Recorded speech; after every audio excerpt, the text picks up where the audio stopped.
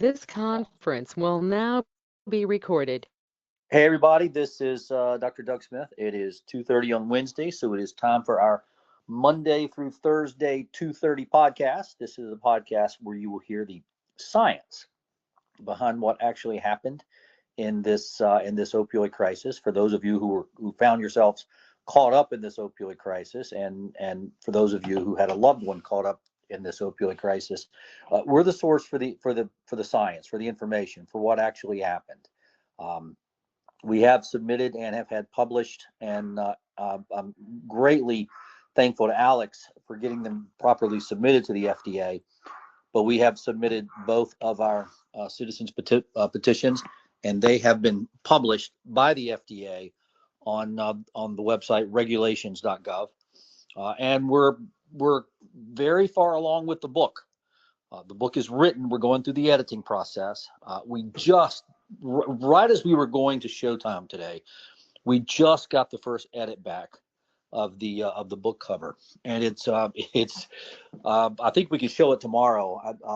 Wow, are we happy with the book cover? Does it really capture what we're trying to accomplish here? But the book lays out in great detail what happened to you, or what happened to your loved one, or what happened to people in this opioid crisis. The science is there, and we take the time to go through it in painstaking detail. Okay, which is the image that's on the screen in front of you that I'm going to talk about in just a second. Okay, the book is written. We're going through the editing process. It's moving along quickly, very quickly, and I think we're going to have a finished book here in the not too distant future. Chapter 3 of the book is a long, detailed, involved chapter. Okay, because chapter 3 in the book takes you through the science of what actually happens when people get sick with what is commonly referred to as opioid withdrawal. We call it the signature disease. Opioid withdrawal just still has too much of a mental health feel about it, and there's no mental health component to this at all.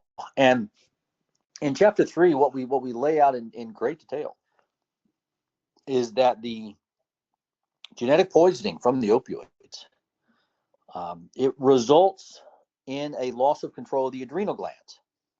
Okay, adrenal glands, that's where adrenaline is stored. And when you lose control of your adrenaline, adrenaline is toxic to the heart.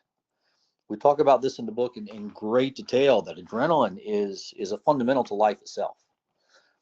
But adrenaline, it can if it's around in too great of a quantity or for too long a period of time, it will be toxic to your heart. It will poison your heart. It will kill you. That's how powerful adrenaline is. So Mother Nature has spent millions of years, hundreds of millions of years actually, making sure that in life adrenaline's tightly controlled. But the opioids smashed all that. That's what happened. That's why withdrawal is so severe. Okay, the opioids poison an area of the DNA that's old and ancient and was controlling adrenaline, among other things. Okay, but the one that kills you is the adrenaline. Okay, the sweat glands don't kill you. Okay, the gut distress, the GI distress doesn't kill you. Okay, it's the adrenaline that kills you. And what you're looking at on the screen right there, okay, this is what death looks like in the laboratory. Okay, this is what death looks like in the laboratory. You're looking at it right there. This is what death looks like in the laboratory. Okay, my background is emergency medicine. I've been around death plenty. Okay, and I have learned to recognize death both in the lab and in the emergency room. Okay, I can see it. I can see it coming. Okay, when you've gone through it enough times, you get to where you can see it coming, and you know it's a train without an engineer that you can't stop sometimes. And I know what death looks like in the lab, and that's what you're looking at on the screen in front of you. Let me walk you through this. Okay, on the left there, look on the left there. Look for the two letters CO. Okay, that stands for cardiac output. This is how much blood is being pushed forward by the heart. Okay, it's measured in milliliters per minute. Okay, you got to have a measurement on something. Okay, how much blood is the heart pushing forward? It's like think of a garden hose and you're pushing water out. How much blood is the heart pushing forward? Okay. And what you see there is you see 4 separate groups. Okay. You see, well, actually, let me rephrase that. What you see there is you see 2 separate groups, one on the left, one on the right. And within those 2 separate groups are 4 individual groups. Okay. The one in white, okay, that's what the Chinese called, this is a Chinese study. That's what the Chinese called sham. It's salt water. Okay. The next one is epinephrine. That's a form of adrenaline toxicity. The next one is norepinephrine. That's a form of adrenaline toxicity. And the next one is both epinephrine and norepinephrine together. Okay. And at the bottom, you see OH and 6H. That means 0 hours and 6 hours.